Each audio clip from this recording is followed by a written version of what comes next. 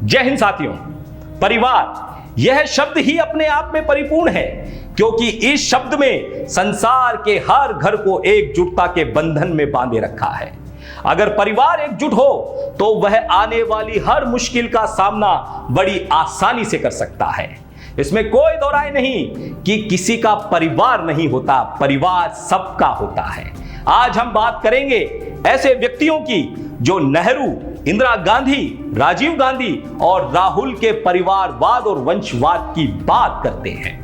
आज हम जिन नेताओं का नाम लेने जा रहे हैं उनमें से कुछ नेता तो ऐसे हैं जो राजनीति पाने के बावजूद अपना नाम अपने पूर्वजों से भी बड़ा कर गए, और कुछ ऐसे हैं जिनके पीछे अगर उनके पिता का नाम हटा दिया जाए तो वह कुछ भी नहीं है। परिवारवाद और वंशवाद हमारी सनातन परंपरा रही है। हमारे सनातन धर्म में भी पिता के बाद बड़े बेटे को उत्तराधिकार स्वतः ही मिल जाता है। आज हिंदुत्व का नारा बुलंद करने वाले फिर सिर्फ एक परिवार को टारगेट कर सनातन धर्म की बात करते हैं। सनातन विरासत को क्यों धत्ता बताते हैं? हम बात कर रहे हैं देश में सत्तासीन पार्टी भाजपा में परिवारवाद और परिवार की, उनकी राजनीति की।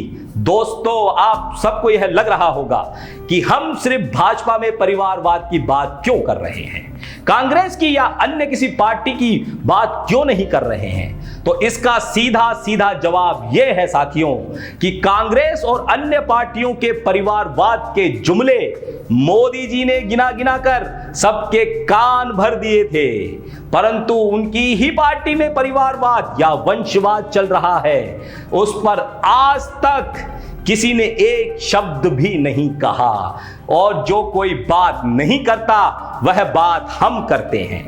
मोदी जी 2010 के बाद से ही केंद्र में और जनता में छाने लगे थे।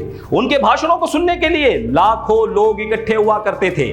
मोदी ने अपने भाषणों में जातिवाद की राजनीति, सांप्रदायिकवाद की राजनीति, भाई भतीजावाद की राजनीति, वंशवाद की राजनीति ने देश को तबाह कर दिया। ऐसे जुमलों की वजह से मोदी की लोकप्रियता में इजाफा हुआ, और इस लोकप्रियता में इजाफा होने का सबसे बड़ा कारण था कांग्रेस में चल रहे परिवारवाद पर लगभग अपने सभी भाषणों में टिप्पणी करना। मोदी ने आजादी के बाद से नेहरू और गांधी परिवार पर सत्ता चलाने के अनेकों कटाक्ष लगाए। अगर मोदी उस समय होते तो वह ऐसा नहीं करते, यह तो हो ही नहीं सकता, वो ऐसा ही करते।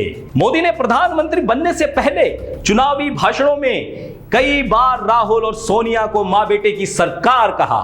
मनमोहन सिंह सरकार का कंट्रोल मां बेटे के पास है, विदेशी मैम की सरकार, ऐसे अनेकों टिप्पणियां करी जो एक होने वाले प्रधानमंत्री के लिए अशोभनीय थी, और वह प्रधानमंत्री बनने के बाद भी ऐसी ही टिप्पणियां करते रहते हैं।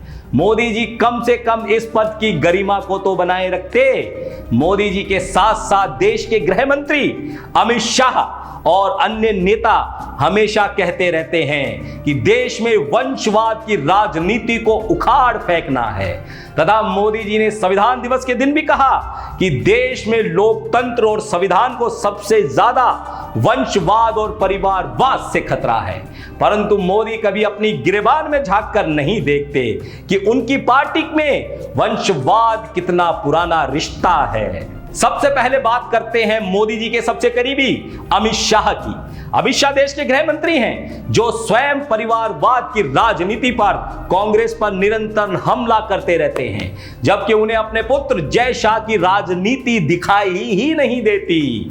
जय शाह भारतीय क्रिकेट कंट्रोल बोर्ड के सचिव हैं और एशियाई क्रिकेट परिषद के अध्यक्ष भी हैं। बात करते हैं देश के रक्षा मंत्री राजनाथ सिंह की। उनके पुत्र पंकज सिंह भी नोएडा से भाजपा के विधायक हैं। बात करते हैं वित्त मंत्री निर्मला सीतारमण की। उनके पति भी बीजेपी से विधायक का चुनाव लड़ चुके हैं। मेनका गांधी के पुत्र वरुण गांधी भी भाजपा से सांसद हैं। प्रेम कुमार धूमल हिमाचल के पूर्व मुख्यमंत्री रह चुके हैं और उनके पुत्र अनुराग ठाकुर भाजपा से सांसद हैं और अभी वर्तमान में मंत्री भी हैं। बात करते हैं उत्तर प्रदेश के पूर्व मुख्यमंत्री कल्याण सिंह की। उनके पुत्र राजवीर सिंह उर्फ राजू भैया उत्तर प्रदेश से सांसद हैं। पूर्व मंत्री यशवंत सिन्हा के बेटे जयंत सिन्हा भी बीजेपी से सांसद हैं और राजस्थान की पूर्व मुख्यमंत्री वसुंधरा राजे सिंधिया के पुत्र दुष्यंत सिंह झालावाड़ से बीजेपी के सांसद हैं। छत्तीसगढ़ के पूर्व मुख्यमंत्री रमन सिंह के पुत्र अभिषेक सिंह राजनांदगांव से बीजेपी के सांसद रह चुके हैं। दिल्ली के पूर्व मुख्यमंत्री साहिब सिंह वर्मा के पुत्र परवेश वर्मा पश्चिम दिल्ली से बीजेपी के सांसद हैं। बीजेपी के पूर्व कद्दावर नेता चर्चित लाल गोयल के बेटे विजय गोयल मोदी सरकार में मंत्री रह चुके हैं और अभी पार्टी के वरिष्ठ नेता हैं। बीजेपी के दिवंगत नेता प्रमोद महाजन की बेटी पूनम महाजन मुंबई नॉर्थ सेंट्रल से भाजपा सांसद है। पूर्व केंद्रीय मंत्री गोपीनाथ मुंडे की बेटी पंकजा मुंडे बीजेपी सरकार में महाराष्ट्र की मंत्री रह चुकी हैं और अभी भी राजनीति में सक्रिय हैं। दिग्गज भाजपा नेता ठाकुर प्रसाद के बेटे रविशंकर प्रसाद मोदी सरकार में केंद्रीय मंत्री रह चुके हैं और यह भी भाजपा की राजनीति में सक्रिय हैं। धर्मेंद्र प्रधान वर्तमान में शिक्षा मंत्री हैं। वह ओडिशा के पूर्व भाजपा नेता और अटल बिहारी सरकार में मंत्री रह चुके हैं। देवेंद्र प्रधान के बेटे हैं। पीयूष गोयल वाणिज्य एवं उद्योग मंत्री हैं। इनके पिता वाजपेयी सरकार में केंद्रीय मंत्री थे एवं माता 3 बार विधायक रह चुकी थी। दिवंगत नेता सुषमा स्वराज के पति आरएसएस और हरियाणा के नेता थे एवं सांसद भी रह चुके थे।